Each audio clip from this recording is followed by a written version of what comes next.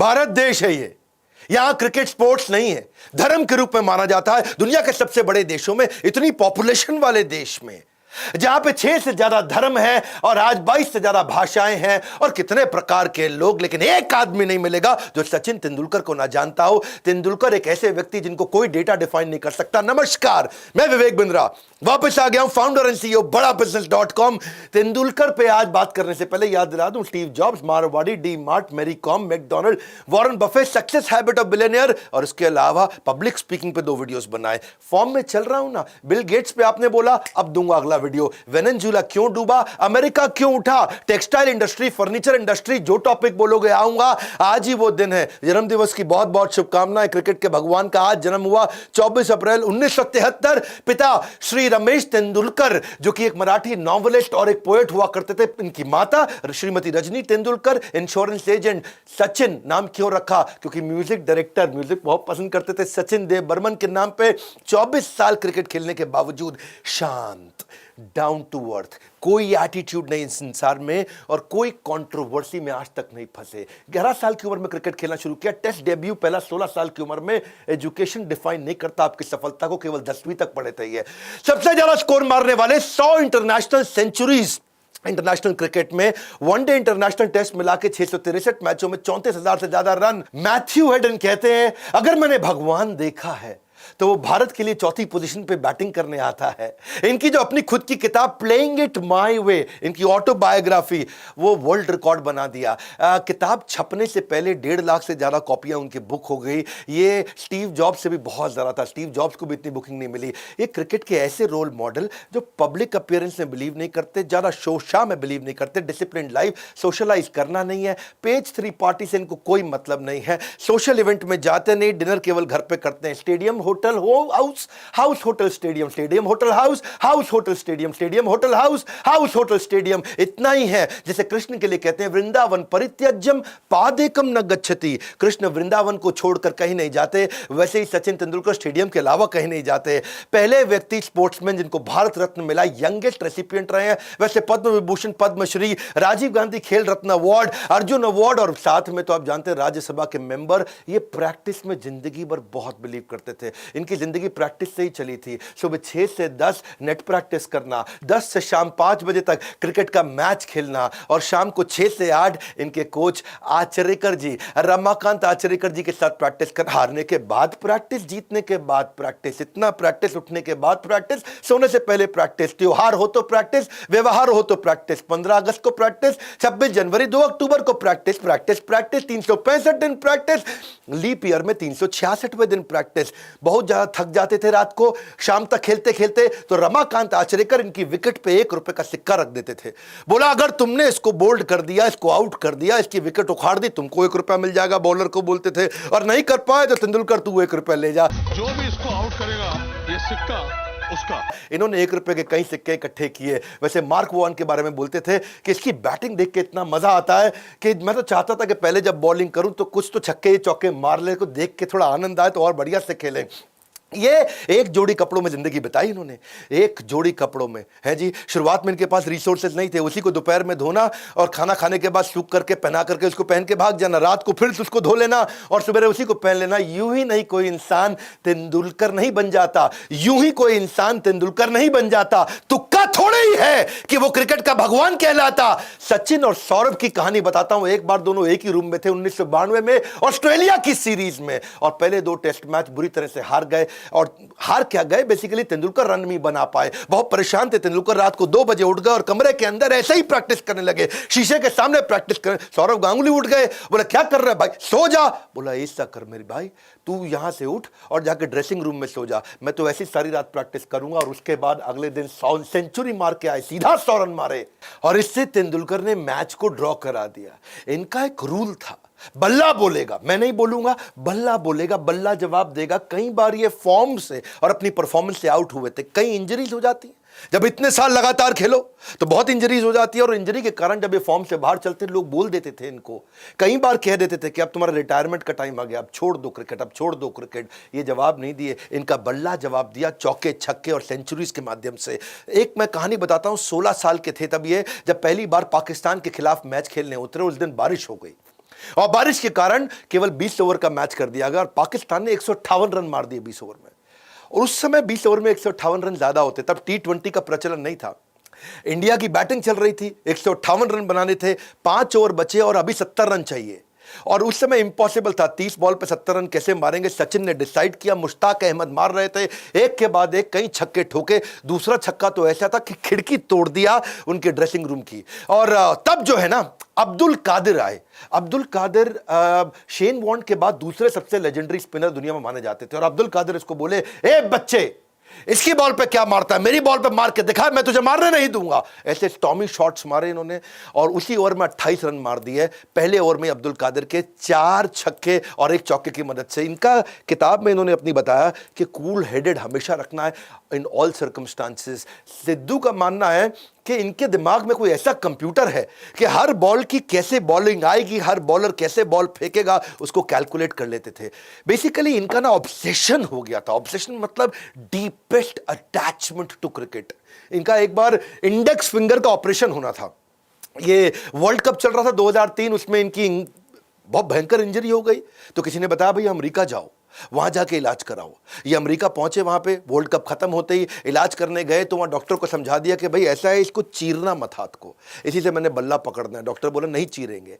बोला दोबारा समझा रहा हूं, इसको चीरना मत, चीरना मत। इतना परेशान थे, इनको लगा इस उंगली के चक्कर में ऐसा ना हाथ बीच में चीर दे, मैं बल्ला ना पकड़ पाऊं बाद में। एनेस्थीसिया दे दिया डॉक्टर ने, बोला चुप कर, सो जा। एनेस्थीसिया दे दिया और ये एनेस्थीसिया भी असर नहीं कर पाया। ये नींद से अचानक सर्जरी के बीच में उठ गए। हाथ दिखाओ, हाथ दिखाओ, चीरा तो नहीं तुमने। इतना ऑब्सेशन है इनका कि क्रिकेट के लेजेंड होने के बाद भी सड़क पे कोई रास्ते में खेलता दिख जाए तो गाड़ी रोक करके वहां उनके साथ खेलने लगते। नेवर गिव अप स्पिरिट भी इनकी जबरदस्त रही है। 1989 का एक match India versus Pakistan Sialkot में था और ये इनका टेस्ट मैच था और इंडियन बैट्समैन की बेइज्जती बहुत हो रही थी क्योंकि वहां बाउंसर, यॉर्कर और पेसर्स। और बेसिकली दिक्कत यह थी कि वहां पे इमरान खान, वासीम अकरम और वकार यूनिस, इंडिया लूज कर रहा था अपने विकेट्स को। वो याद है मुझको आज भी दिन, 38 रन मारे थे और 4 विकेट डाउन चल रहे थे। सचिन तेंदुलकर आए खेलने के लिए और पाकिस्तान हंसने लगा, ये बच्चे को लेकर के आया। हाँ, और वकार यूनिस की भयंकर बाउंसर आई। ये कहानी आपने सुनी होगी कि वो नाक फट गया था उस समय। दूसरी तरफ सिद्धू थे और इधर तेंदुलकर थे और जैसे ही उसका नाक फटा, बहुत तेज बाउंसर, अच्छी नई बॉल थी, सीजन्ड बॉल थी। जब एक बार लगती है ना उनका पेसर तो आदमी का गेम ओवर हो जाता है। हाँ, और वहां पे आया उनका फिजियो, बोला भाई अब तो तू चल, तेरा ऑपरेशन करना पड़ेगा। ये बोले ना ना ना, मैं खेलेगा। By the time I reach the non-striker's end, I hear a squeaky voice.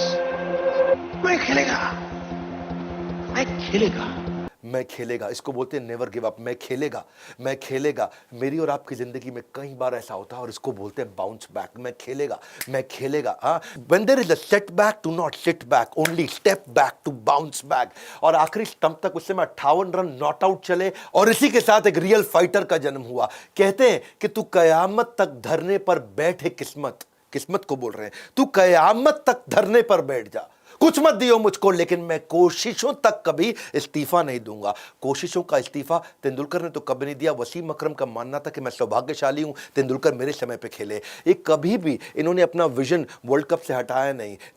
Kapil Dev के बाद ये चाहते थे वर्ल्ड कप लाना, 2007 में हार गए, सबको लगा रिटायरमेंट का टाइम आ गया, उम्र बढ़ गई, क्विट नहीं किया, लगे रहे और हिस्ट्री आप इतिहास जानते हैं। जो बात आ गई साहस पर तो यमराज से भी टकराऊंगा, मुसीबत चाहे जितनी आए, लक्ष्य को खींच लाऊंगा। ये लेके आए वर्ल्ड कप भारत देश में दोबारा। ऐसे सिद्धांतवादी व्यक्ति, इतने ईमानदार व्यक्ति, इन्होंने जब 1990 में पहला टेस्ट सेंचुरी मारा, 119 नॉट आउट, ये मैन ऑफ द मैच बने। इनको शराब की बोतल गिफ्ट करी, उस समय शैंपेन की बोतल गिफ्ट करी गई थी, लेकिन तब ये 17 साल के थे। इन्होंने खोली नहीं बोतल। सबने बोला अरे प्राइवेट पार्टी, अरे कमरे की बात है, लगा ले, क्या दिक्कत है, लेकिन तेंदुलकर ने खोली नहीं बोतल। और किसी को नहीं पता था 17 साल के, बाद में पता चला 17 साल के कारण नहीं खोले।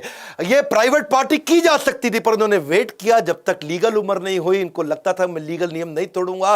और वैसे इतने ईमानदार व्यक्ति हैं, सेवा में हमेशा लगे रहते, बहुत डोनेशन चैरिटी करते हैं, स्वच्छता एम्बेसडर के सबसे अवार्डेड और सबसे एफिशिएंट एम्बेसडर रहे हैं। ओपनली पब्लिक में बोलते थे कि मैं टोबैको का, शराब का, किसी इस प्रकार की चीज को कभी एंडोर्स नहीं करूंगा। कई मेगा एंडोर्समेंट डील्स आई, उनको छोड़ दिया। 96 के वर्ल्ड कप में जिस समय सबके सब टोबैको का ब्रांड अपने बल्ले पर लगाया करते थे, फोर स्क्वायर का, विल्स का, का इन्होंने मना कर दिया, एकदम साफ मना कर दिया, बिना स्टिकर के बैटिंग किया। राहुल द्रविड़ तक विल्स का स्टिकर लगा करके, और कहीं तो दूसरे ऐसे इंटरनेशनल खिलाड़ी तो शराब का बहुत प्रमोशन करते ही थे। A man who values privileges over principles loses both. Privilege का मतलब क्या हुआ? जो मजा आने लगता है ना जिंदगी का, जो मजे पे ज्यादा फोकस करता है और सिद्धांत छोड़ देता है, उसके दोनों निकल जाते हैं हाथ से। Don't become a man of success, become a man of values and principle. यही है तेंदुलकर, हमेशा जीवन में ग्राउंडेड रहे। आपको पता है रिक्की, सचिन और काम्बली, ये तीनों ने इकट्ठे क्रिकेट खेलना शुरू किया। शिवाजी पार्क में खेला करते थे ये। तो काम्बली तो पीछे रह गए, रिक्की बहुत पीछे रह गए थे, और तेंदुलकर अब लेजेंड हो चुके थे। और जब इनसे मराठी में बात करने के लिए कभी रिक्की आते, तो रिक्की ने जब देखा कि इतने बड़े हो गए, तो उनको ऐसा बोलने लगे, तुम्ही। मराठी में तुम्ही, मराठी में तू बोलते हैं। माता पिता को भी तू बोलते हैं, और वो इज्जत होती है, उसमें इज्जत होती है। मराठी में तुम्ही, जब बहुत ज्यादा सीनियर और बहुत ज्यादा रिस्पेक्ट देना हो तब तुम्ही बोलना होता है। तो तुम्ही का मतलब आप है, जैसे हिंदी में आप है। रिकी इनको तुम्ही तुम्ही बोलने लगे, तो इन्होंने मना कर दिया, टोक दिया, ये क्या कर रहा है, इतना इनफॉर्मल क्यों हो रहा है? बोला अब तू बड़ा हो गया है। बोले मेरी बात सुन, हम आज भी वही दोस्त हैं। You have changed, I have never changed. Australia के एक टूर में 2007 में इन्होंने एक इंडियन टैक्सी ड्राइवर को लिया। अगली कहानी सुनो। और वो इंडियन टैक्सी ड्राइवर इनकी बहुत सेवा में जुट गया था। बहुत बारिश आई, तेंदुलकर सड़क पर निकले, तो उसने अपनी जैकेट उतार के टैक्सी ड्राइवर ने तेंदुलकर को दे दी। तेंदुलकर इतना इंस्पायर्ड हो गए उससे, इतना इंस्पायर्ड हुए, इतना टच्ड फील किया उन्होंने, कि उन्होंने जाके बाजार से एक नई डिज़ाइनर जैकेट खरीदी और उसको गिफ्ट किया। अपने मैच की एक टी शर्ट ली, उसको न केवल खुद साइन किया, बल्कि बाकी 10 खिलाड़ियों से भी उस मैच के, उनसे भी ऑटोग्राफ दिलाया, मैच के पासेस दिए। ये हमेशा, इसको कोई इज्जत दे तो बहुत बढ़ा के इज्जत देते हैं। कहते हैं कि पहाड़ चढ़ते वक्त ये सीखने को मिलता है, जब ऊंचा बढ़ना हो तब झुकना पड़ता है, और ये हमेशा झुकने को तैयार रहते हैं। इनकी हम्बलनेस, इनकी गुड बाय स्पीच, वो सुन लेना, ना आंख में आंसू आ जाए। पूरा स्टेडियम रोया था उस दिन। अपने पिता के बारे में बोले कि उनकी गाइडेंस के बिना में कुछ नहीं था। My father, without his guidance, I don't think I would have been standing here in front of you. So I miss him today. और वो कहते हैं कि मेरे पिता ने मुझसे कहा कि chase your dreams but make sure you do it without shortcuts. और वहां लोगों ने बहुत तालियां बजाई। मां के लिए बोला कि इतनी प्रार्थना करी, इतनी प्रार्थना करी, इतनी प्रार्थना करी कि मां की प्रार्थनाओं के कारण हूं। अंजलि इनकी पत्नी, वो कई बार उस दिन स्टेडियम में रोई। पूरा स्टेडियम, पूरा देश, पूरी दुनिया रोई थी इस समय। अंजलि डॉक्टर थी, लेकिन डॉक्टरी का प्रोफेशन छोड़ दिया। और क्या बोले कि अंजलि ने कहा कि मैं बच्चों का ध्यान रखूंगी, तुम क्रिकेट खेलो। और जैसे ही तेंदुलकर ने बात करी, अंजलि की आंखों से आंसू आ गए। The most beautiful thing happened to me in 1990 when I met my wife Anjali. So thanks for bearing with me and always staying by my side through the ups and downs. You are the best partnership I've had in my life.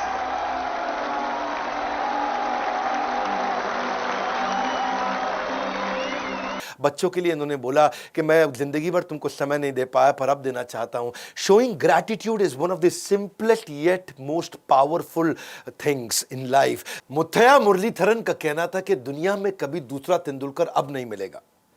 Tendulkar इतने ईमानदार हैं और लोग उन पर इतना विश्वास और इतना प्रेम करते हैं उनसे कि उनके नाम की कसम खा सकते हैं।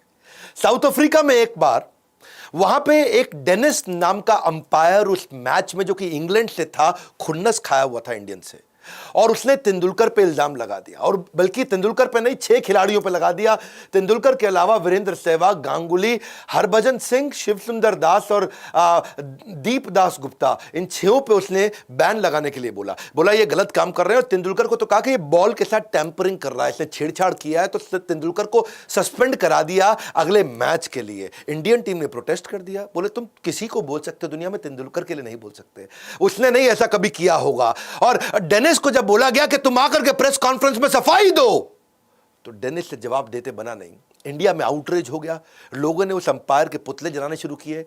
बात पार्लियामेंट तक पहुंच गई और पार्लियामेंट में भी बहुत शोर शराबा हुआ। और डेनिस के लिए बोला गया कि ये रेसिस्ट है, ये हमारे थर्ड वर्ल्ड कंट्रीज के अगेंस्ट है। और बीसीसीआई जो हमारे देश का बोर्ड है, उन्होंने बोल दिया हम टूर ही कैंसिल कर देंगे। ये डेनिस ने गलत किया, इसका जवाब चाहिए। आईसीसी वैसे डेनिस का सपोर्ट कर रहा था, लेकिन अल्टीमेटली क्या हुआ, साउथ अफ्रीकन बोर्ड ने खुद ही मना कर दिया। हालांकि मैच साउथ अफ्रीका के खिलाफ था, उन्होंने ईमानदारी के चलते खुद ही मना कर दिया, डेनिस की हमें कोई जरूरत नहीं, डेनिस तू स्टेडियम में नहीं घुसेगा। लोग इतना मानते थे तेंदुलकर को, इतना मानते थे कि अगर उनके खिलाफ जाओगे तो बात कभी नहीं बन सकती।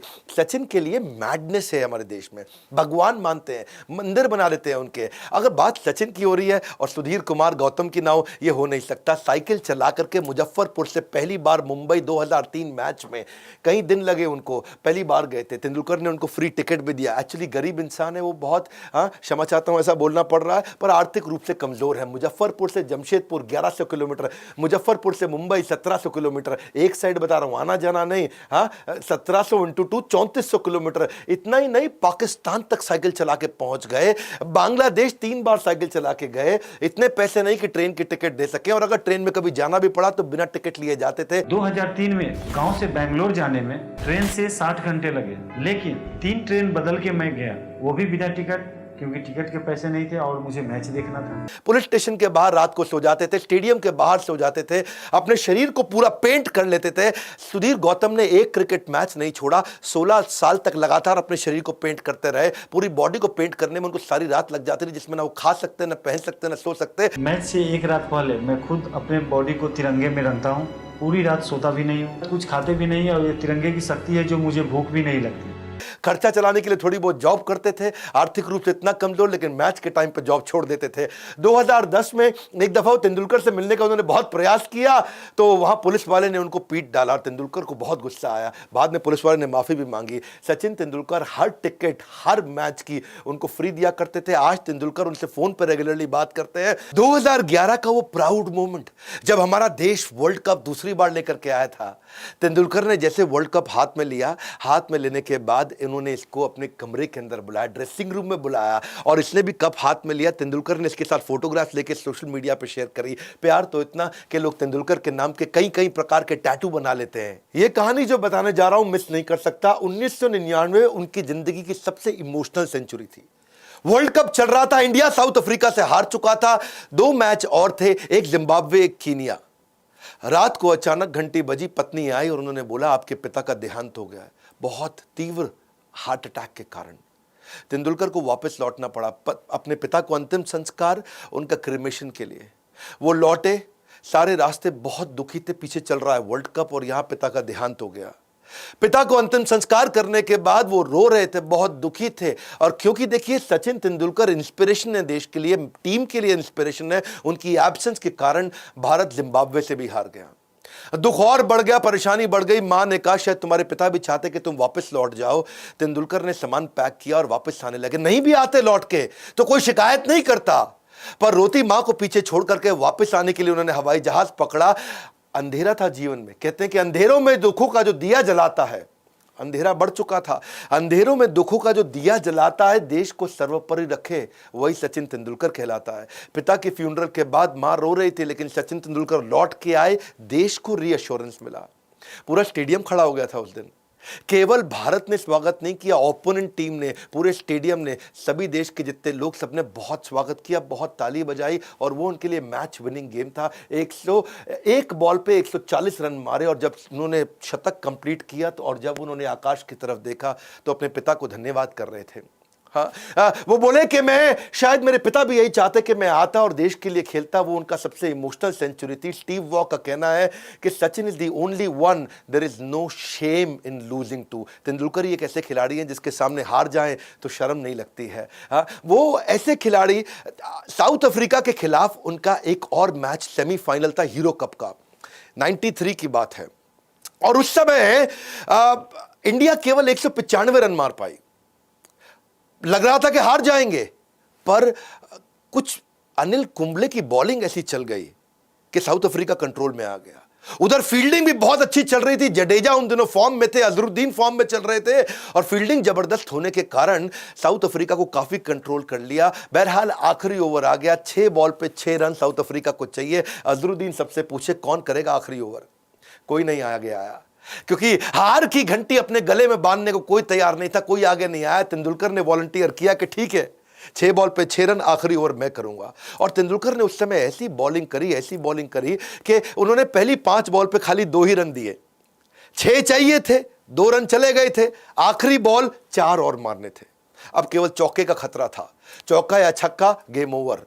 तेंदुलकर ने पीछे विकेट कीपर को बोला, मेरी बात सुन, अगर ऐसा ना हो जाए कि इनसाइड एज लग करके चौका लग जाए, पीछे मत खड़ा रहे, थोड़ा दूर जाके पीछे खड़ा हो।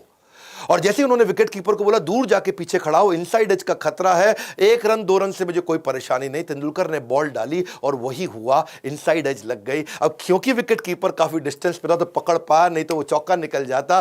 तेंदुलकर की केवल बॉलिंग से मैच नहीं जिताया, उसने अपनी इंटेलिजेंस और जीनियस से भी इस मैच को जिताया। मार्क टेलर का कहना है कि हम टीम इंडिया से कभी नहीं हारे, हम तो सचिन तेंदुलकर से हारे हैं। तेंदुलकर हमेशा प्लान बी लेके चला करते थे। अब एक दफा शेन वॉर्न की बॉल पे वो आउट हो गए और लंबा रन मारना चाहते थे, भारत को उस समय उनकी बहुत जरूरत थी, पर वो जब शेन वॉर्न की बहुत भयंकर स्पिन बाहर से निकल के आती, 70 80 90 डिग्री तक घूम जाती थी। शेन वॉर्न तो स्पिनिंग के राजा हुआ करते थे, लेकिन ये आए, अपने आप को कमरे में लॉक कर लिया, 3 घंटे तक कमरे में बंद किया और क्या सोचे कि मैं हर डिलीवरी की स्ट्रैटेजी बना के जाऊंगा अगले मैच के लिए। पूरा खेल सामने वाले की मानसिकता को समझने का है। तेंदुलकर मानते थे कि मैं केवल अगर अपनी बैटिंग के बारे में सोचूंगा ना तो सामने वाले की साइकोलॉजी को कंट्रोल कैसे करूंगा। एक बॉल को खेलने के एक से ज्यादा तरीके होने चाहिए। तेंदुलकर एक बॉल को खेलने के कई तरीके लेके आए और सामने वाले की बॉलिंग को समझना, उसकी साइकोलॉजी को समझना, पूरा उसमें घुस जाना। तेंदुलकर इसमें मजबूत थे, जिंदगी भर अपनी स्ट्रेंथ पे आगे बढ़े। फास्ट बॉलर बनना चाहा करते थे, बचपन में सोचे मैं फास्ट बॉलर बनूंगा, लेकिन जब देखा कि बैटिंग अच्छी है तो बैटिंग पर स्टिक किया और अब दुनिया जानती है, इतिहास बन गया। कैप्टनसी में अच्छे नहीं थे, छोड़ दिया कैप्टनसी को, धोनी को आगे बढ़ाया। वीरेंद्र सहवाग का तो कहना है कि अगर कल मैं मर गया तो मुझे दुख नहीं होगा, क्योंकि मैं तेंदुलकर जैसे खिलाड़ी के साथ खेल चुका हूं। सचिन की जो किताब थी अचीविंग योर ड्रीम्स, ये मैं इसको कैसे मिस कर दूं। इसमें बड़ी अच्छी लेसन उन्होंने दी है। और जब मैं रिसर्च कर रहा था, किताब पढ़ रहा था उनकी, तो मैंने देखा एक कोट जो मुझको बड़ा पसंद आया, discipline and preparation is vital for success. वो जिंदगी भर डिसिप्लिन रहे, irrespective the level of your natural talent. तेरे पास जिंदगी में नेचुरल टैलेंट कोई नहीं, तू आज तक अपने टैलेंट को समझ नहीं पाया, कोई बात नहीं, टैलेंट नहीं भी है, लेकिन अगर डिसिप्लिन और प्रिपरेशन है, डिसिप्लिन और प्रिपरेशन है, डिसिप्लिन और प्रिपरेशन है, गेम चेंज हो जाएगा। तेंदुलकर ने किताब में बोला कि सर्कमस्टेंसेस बदलते रहेंगे, बी विलिंग टू इवॉल्व। अपने आप को इवॉल्व करो, बाहर निकालो with open mind if you want to reach the pinnacle of success. बोला अगर सफल होना चाहते हो तो 2 चीजें हैं, ओपन माइंड से इवॉल्व करते रहिए, लर्न करते रहिए। तेंदुलकर जिंदगी भर अपने मेंटर के आगे हाथ जोड़ के जीवन बिताया। जब रमाकांत आचरेकर जीवित नहीं रहे तो वो सबसे पहले उनको कंधा देने गए। जब उनकी किताब भी आई तो उन्हीं से विमोचन कराया। अपनी किताब में कहते हैं if you aim to be the best, need for a mentor cannot be overstated. जिंदगी भर मेंटर रखे और हमेशा बोले रमाकांत आचरेकर जी की गाइडेंस के बिना शायद मैं अपने उस पोटेंशियल को पहचान नहीं पाता। ध्यान दीजिएगा, घनघोर अंधेरे में जब भी उजाले की आशा होगी, घनघोर अंधेरे में उजाले की आशा, वो रोशनी, घनघोर अंधेरे में जब भी उजाले की आशा होगी, वही सचिन जैसे महान खिलाड़ी की परिभाषा होगी। यही लर्निंग जो उन्होंने डिसिप्लिन जो जिंदगी भर रखा, अगर आप भी लर्निंग और डिसिप्लिन पे फोकस करें। मैंने भी अपनी ऑर्गेनाइजेशन में लर्निंग और डिसिप्लिन पे फोकस किया, कंटिन्यूस हम इवॉल्व किए। आज एक अफोर्डेबल कोचिंग प्रोग्राम तो बिल्ड कर दिया ना हमने, जो कि एमबीए की फ्रैक्शन ऑफ कॉस्ट में नहीं। आज इतनी महंगी एमबीए के अगेंस्ट हमने इसे खड़ा किया और प्रोफेसर कौन से लेके आए, established businessman, subject matter expert, बहुत लंबी चौड़ी लिस्ट है। हमने convenience of time, place, any device, any time, any place build किया। हमने पोस्ट सेल सर्विस भी बिल्ड कर दिया कि अगर आपने कोर्स लिया है तो आपको हैंड होल्डिंग जरूर देंगे। आज इसी कारण से 100 मिलियन का माओ है, माओ मतलब मंथली एक्टिव यूजर। आज 100 मिलियन का मंथली एक्टिव यूजर हो चुका है हमारा। 100 से ज्यादा ऑफिस के साथ, 26 मिलियन की कम्युनिटी के साथ आज तक 50 लाख लोगों को हम ट्रेन कर चुके हैं, यानी कि 5 मिलियन। इंडिपेंडेंट सेल्स एजेंट हमारे 12,000 से ज्यादा हैं देश में। 50 कोर्स लॉन्च कर चुके हैं, अगर आपको नहीं मालूम हो, मालूम होना चाहिए। हर प्रॉब्लम पे कोर्स लॉन्च कर दिया हमने। और कोर्स किसने बनाया, देश के सबसे बड़े एक्सपर्ट्स। 2 साल का बिजनेस मैनेजमेंट प्रोग्राम, छोटे छोटे बहुत सारे प्रॉब्लम सॉल्विंग कोर्सेज और लंबा चौड़ा अलादीन का चिराग, जिसको हम लाइफ टाइम मेंबरशिप बोलते हैं। चाहे नंबर 1 HDFC लिमिटेड हो तो उनके हमने केमिस्ट्री को बना दिया। पैथोलॉजी में जो नंबर 1 उनको भी लेकर के आए। हैंडसेट में Xiaomi नंबर 1 उनको ले आए। ग्लोबल चेयरमैन फोर्ड मोटर के उनको उठा के लेके आए, साथ में इनको इन्वाइट किया, प्रोफेसर बने। बॉम्बे स्टॉक एक्सचेंज के धुरंधर खिलाड़ी, managing director and CEO। Dainik Bhaskar दुनिया का सबसे ज्यादा हिंदी का बिकने वाला अखबार, दुनिया के 4 4th रैंक का किसी भी भाषा में बिकने वाला अखबार पतंजलि के आचार्य बालकृष्ण आर्य सोडी हम छोड़ किसी को नहीं रहे, दुनिया के बेस्ट से बेस्ट प्रोफेसर्स को लेकर के आए। वैसे एक बात बताऊं, सचिन तेंदुलकर का आज जन्मदिन है, क्या आप उनको नीचे विश करना चाहेंगे? हैप्पी बर्थडे सचिन तेंदुलकर लिखना चाहेंगे? मैं ये जो फ्री वीडियोस लाने के इनिशिएटिव्स लेता हूं, पेड अगर आप नहीं भी ले पाते, फ्री वीडियोस कभी मत छोड़िएगा। नए आए तो सब्सक्राइब जरूर करिए, शेयर करिए, तेंदुलकर की ईमानदारी की कहानियां शेयर करिए, पहले ईमानदारी बाद में दुकानदारी। लाइक करके उत्साह नहीं बढ़ाएंगे? क्या अगला वीडियो कौन सा देखना चाहते हैं? मैं कमेंट बॉक्स को आके ध्यान से पढ़ रहा हूं, हर वीडियो को बनाने की कोशिश कर रहा हूं। हमारे साथ जुड़े रहने के लिए बोर्ड लाइन नंबर पे इन कोर्सेज को सीख करके अपनी जिंदगी को इवॉल्व करने के लिए, वीडियो शेयर करते रहने के लिए आप सबका हृदय की गहराई से मुस्कुराहट के साथ धन्यवाद।